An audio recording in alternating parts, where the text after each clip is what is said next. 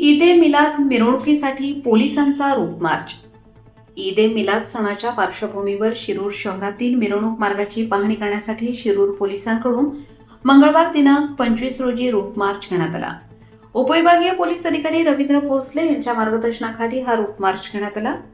Latte आळी चौक, धर्मवीर छत्रपती संभाजी महाराज चौक, मारुती आळी, हलवाई चौक, सोनार आळी, कुंभार आळी चौक, डबेनाला चौक, सुभाष चौक, पाचकंदील चौक, बीजे कॉर्नर, मदिना मस्जिद तसेच शनी मंदिर परिसरातील मिरवणूक मार्गाची पोलिसांनी पाहणी केली.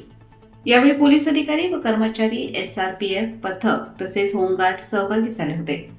मिरवणुकीदरम्यान वाहतूक सुरळीत राहावी, नागरिकांची सुरक्षितता तसेच कायदा व सुव्यवस्था अबाधित राहावी यासाठी संवेदनशील ठिकाणे, धार्मिक स्थळे, प्रमुख चौक व गर्दीच्या ठिकाणांची पाहणी करून बंदोबस्ताचे नियोजन करण्यात आले.